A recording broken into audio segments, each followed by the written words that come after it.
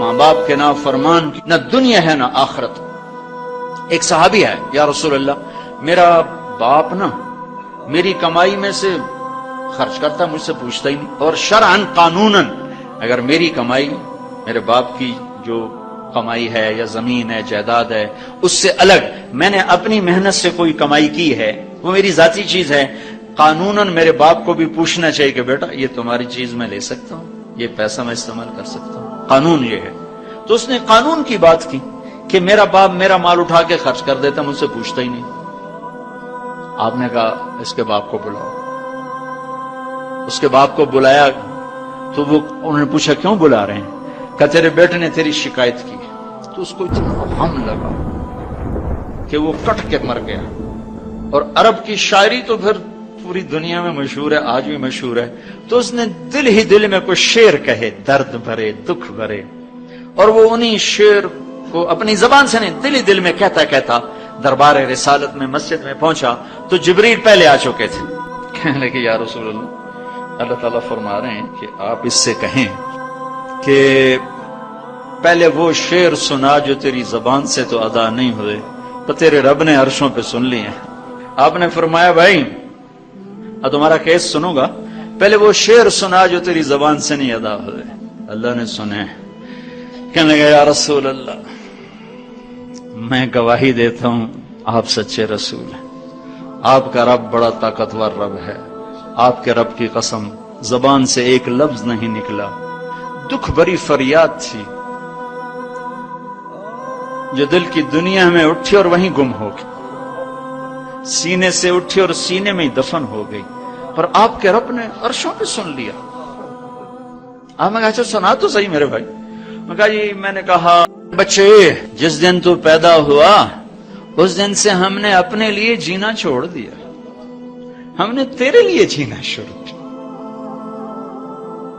گرمی سے لڑے، سردی سے لڑے، موسموں سے لڑے، حالات کے آہنی پنجوں سے رزق نکالا، جبڑوں سے رزق نکالا، جوانی کو قربان کیا، صحت کو قربان کیا، اپنے جذبات کو سلا دیا، تیرے چہرے کی ایک مسکراہٹ دیکھنے کے لیے ساری ساری رات کام کیا، سارا سارا دن کام کیا، کبھی دھوپ میں کبھی سردی میں، کبھی گرمی سے لڑا کبھی سردی سے لڑا، کبھی موسم سے لڑا کبھی بھوک سے لڑا، تجھے کھلایا خود بھوکا رہا، تجھے پلایا خود پیاسا رہا، تجھے چھاؤں میں لٹایا خود دھوپ میں بیٹھا، تجھے سکھ پہنچایا خود دکھ جھیلا، میری تو زندگی پھر تیرے لیے ہوگی، میں نے اپنے لیے جینا چھوڑ دیا۔ جب کبھی تو بیمار ہوا تو ساری رات میں اور تیری ماں تیرے سرانے بیٹھ کے دھڑ دھڑ دل دھڑک رہے ہوتے تھے، کہیں مر نہ جائے، کچھ ہو نہ جائے۔ ہسپتال پہنچے، ڈاکٹر کو بلاؤ، ٹیکسی بلاؤ، گاڑی بلاؤ، رکشہ بلاؤ، جلدی سے ہسپتال پہنچاؤ۔ اسی خوفناک خیالات میں ہم روتے تھے، پگھلتے تھے، ٹوٹتے تھے، بکھرتے گئے چلے گئے خشک پتے کی طرح، اور تیرے چہرے کی ایک مسکراہٹ کے لیے ساری مسکراہٹیں بھول گئے، تجھے صحت مند دیکھنے کے لیے اپنی صحت کے سودے کر دیے۔ اور اس طرح ایک دن نہیں گزرا، یہ شب و روز گزرے، دن اور رات گزرے، لیل و نہار گزرے، بہار و خزاں گزری، رت بدلی، موسم بدلے، بادل اندھیری، بارش آئے اور گئے، یہاں تک کہ تو پروان چڑھتا گیا، میں ڈھلتا گیا، تجھ میں جوانی میں رنگ بھرا اور بڑھاپے نے میرے سارے رنگ نوچ لیے۔ تو سیدھا کھڑا ہوا تنے کی طرح، میری کمر جھک گئی کمان کی طرح، اور میں آسرے کا محتاج ہوا، تو طاقتور ہو کے جوان ہوا۔ پھر مجھے خیال آیا کہ میں اس کی انگلی پکڑ کے چلا، گود بٹھا کے چلا، کندھے بٹھا کے چلا، ہاتھ بٹھا کے چلا، اس کے لیے در در کی ٹھوکریں کھائیں۔ آج جب میں بوڑھا ہوا ہوں تو اب یہ میری انگلی پکڑے گا، میرا ہاتھ پکڑے گا، میں اس کی لاٹھی بنا، یہ میری لاٹھی بنے گا۔ لیکن ایک دم میرے بیٹے تیری آنکھیں ماتھے پہ چڑھ گئیں، تیرے تیور بدل گئے، تو مجھے یوں دیکھنے لگا جیسے میں تیرا باپ نہیں، میں تیرا نوکر ہوں۔ تو میں نے اپنی زندگی کو جھٹلا دیا اور میں نے کہا میں خواب دیکھ رہا تھا کہ میں باپ ہوں، نہیں میں باپ نہیں، میں نوکر ہی ہوں۔ میں پڑوسی ہوں.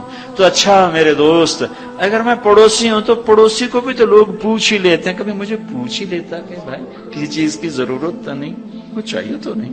یہ اتنے درد بھرے اشعار ہیں کہ میرے تو اتنی فصاحت نہیں کہ میں اس کا ترجمہ کر سکتا، لیکن یہ وہ اشعار تھے کہ میرے نبی زار و قطار روتے اور آپ پھوٹ پڑے اور آپ کی داڑھی آنسوں سے تر ہو گئی اور آپ نے اس کو گریبان سے پکڑا اور یوں جھٹکا دے کر اٹھ جا، دفع ہو جا. انت ومالک لابیک، تو باپ کے خلاف مقدمے کرتا ہے، نکل جا، تو اور تیرا سب کچھ تیرے باپ کا ہے. یہ صرف روزے شب قدر سے متعلق نہیں ہے کہ ماں باپ کا نافرمان ہے تو اس کی شب قدر برباد ہو گئی.